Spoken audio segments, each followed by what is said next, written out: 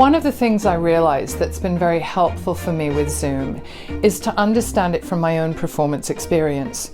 So as a performer, very early on in my career, I was very lucky to have to do a lot of tours. What that meant was going from one place to another, different theaters every day or every few days. And they're all different sizes, different spaces, different audiences, and having to immediately gauge and perform in that space. And so I became sensitive to different physical performance spaces. Once I realized that Zoom is just a performance space and that I have to understand how to gauge this space. So I think of it as watch this space. That number one was very helpful to me. That's my performance window.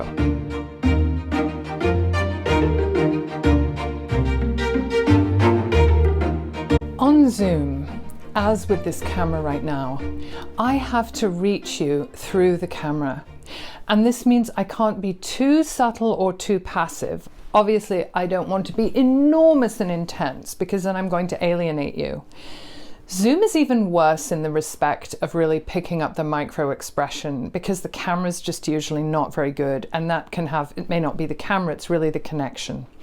So those micro expressions don't read at all on Zoom, and you need to use gesture, and you need to animate your face, and your voice needs to be not loud, but expressive. So reaching someone, imagine on Zoom that you're reaching someone across maybe a 16-foot room or even a 10-foot space.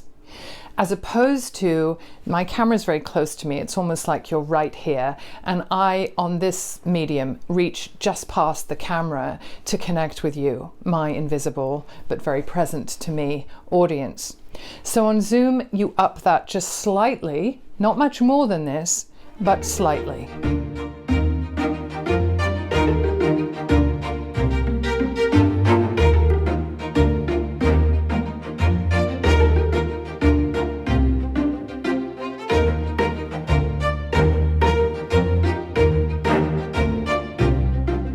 And so you may have noticed that people often kind of go dead on Zoom.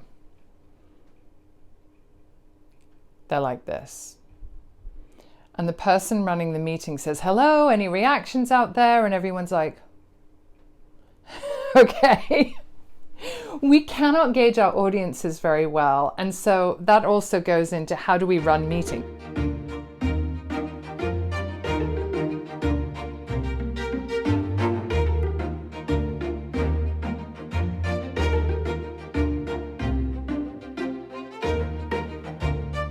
I'll be doing 3 more of these videos with concrete tips as to how to continue to improve your use of the tool of Zoom this month, and also transform your sense of confidence in that medium. And that confidence will bleed into other areas. That's the great thing about transformation. When you start to transform how you perform with one tool, taking on another tool becomes a lot easier.